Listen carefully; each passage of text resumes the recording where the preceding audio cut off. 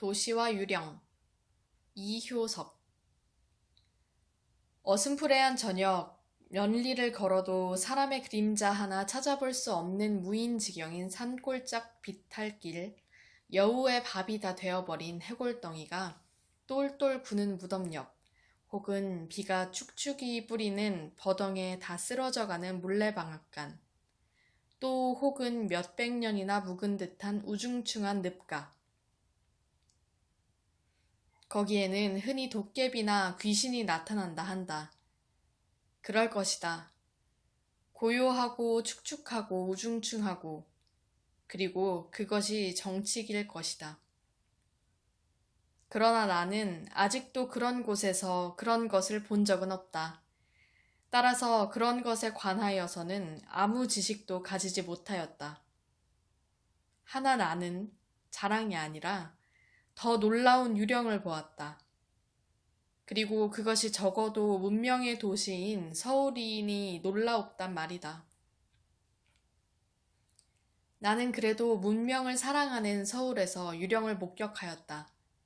거짓말이라고? 아니다. 거짓말도 아니고 환영도 아니었다. 세상 사람이 말하여 유령이라 하는 것을 나는 이 두 눈을 가지고 확실히 보았다.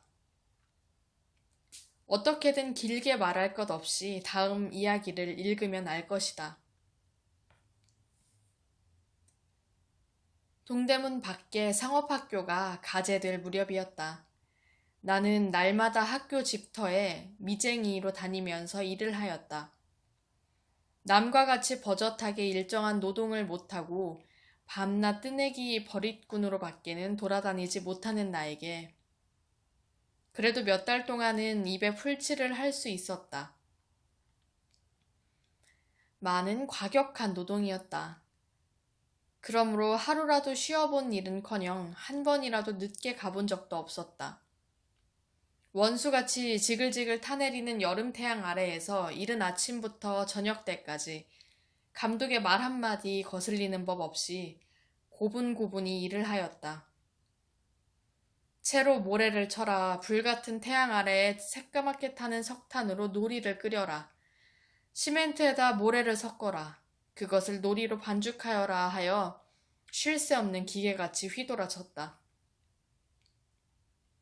그 열매인지 선물인지는 알 수 없으나 우리들이 다지는 시멘트가 몇백 간의 벌집 같은 방으로 변하고 친구들의 쨍쨍 울리는 끌소리가 여러 층의 웅장한 건축으로 변함을 볼 때에 미상불 우리의 위대한 힘을 또 한 번 자랑하지 않을 수 없었다. 어리석은 미련둥이들이라. 어떻든 콧구멍이 다 턱턱 막히는 시멘트 가루를 전신에 뽀얗게 뒤집어 쓰고 매캐한 노린 냄새와 더구나 전신을 한바탕 쪽 씻어내리는 땀 냄새를 맡으면서 온종일 들볶아치고 나면 저녁물에는 정말이지 전신이 나른하였다. 그래도 집안 식구들을 생각하고 끼니거리를 생각하면 마지막 힘이 났다. 일을 마치고 정신을 가다듬어 가지고 1인 감독의 집으로 간다. 삭전을 얻어가지고 그 길로 바로 술집에 가서 한 잔 빨고 나면 그제야 겨우 제 세상인데 싶었던 것이다. 술. 사실 술처럼 고마운 것은 없었다. 버쩍버쩍 상하는 속, 말할 수 없는 피로를 잠시라도 잊게 하는 것은 그래도 술의 힘이었다. 그날도 나는 술김에 얼근하였었다. 다른 때와 같이 역시 맨꽁무니에 떨어진 김서방과 나는 삭전을 받아들고 나서자마자 행길 옆 술집에서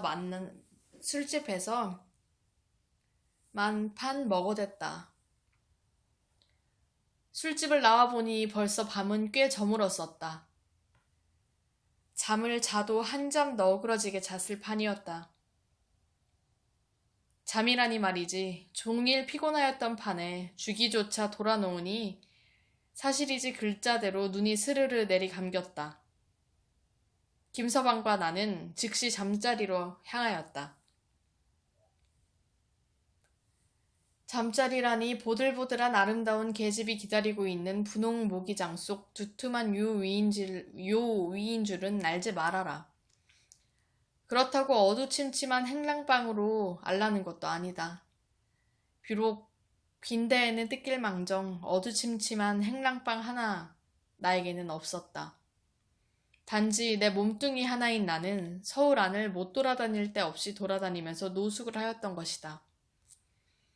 그래도 그것이 여름이었으니 망정 말이지 겨울이었었던들 꼼짝없이 얼어 죽었을 것이다. 따라서 세상에 못 볼 것을 다 보고 겪어왔었다. 참말이지 별별 야릇하고 말 못할 일이 많았다. 여기에 쓰는 이야기 같은 것은 말하자면 그 중에서 가장 온당한 이야기의 하나에 지나지 못한다. 어떻게든 김서방도 이미 늦었으니 행랑구석에 가서 빈대에게 뜯기는 것보다는 오히려 노숙하기를 좋아하였다. 어떻든 김서방과 나는 도수장길을 지나서 동묘 앞까지 갔었다. 어느 결엔지 가는 비가 보실보실 뿌리기 시작하였다. 축축한 어둠 속에 칙칙한 동묘가 그 윤곽을 감추고 있었다. 사방은 고요하였다. 이놈들 개 섞어라! 벼랑간에 땅에서 솟은 듯이 이런 음성이 들렸다. 나는 깜짝 놀라는 대신에 빙긋 웃었다. 이래 보여도 한여름 동안은 이런 대로 댕기면서 잠자는 놈이다. 그렇게 쉽게 놀랬겠니? 하는 담찬 소리를 남겨놓고 동묘 대문께로 갔다. 얘기한 바와 다름없이 거기에는 벌써 우리 따위의 친구들이 잠자리를 차지하고 있었다. 그래도 꽤 넓은 대문간이지만 그 속에 그득하게 고기 새끼 모양으로 오르르 차 있었다. 이리 눕고 저리로 눕고 허리를 베이고 발치에 코를 박고 드르렁 드르렁 코를 걸고 이놈들 개 있거라!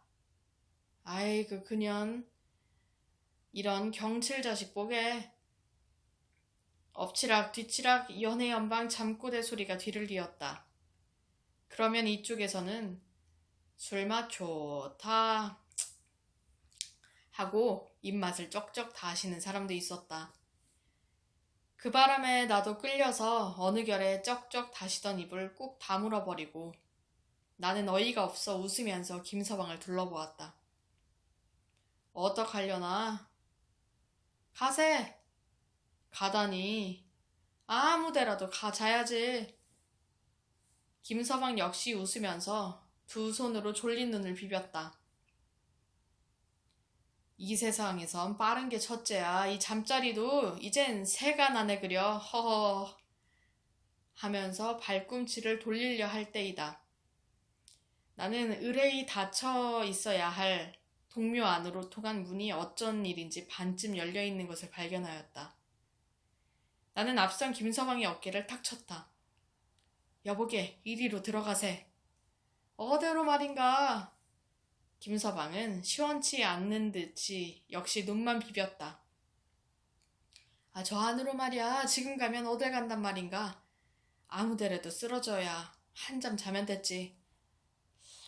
그래도 뭐 고지기한테 들릴까봐 말인가. 상관 있나 그까짓 거. 내일 식전에 일찍이 달아나면 그만이지.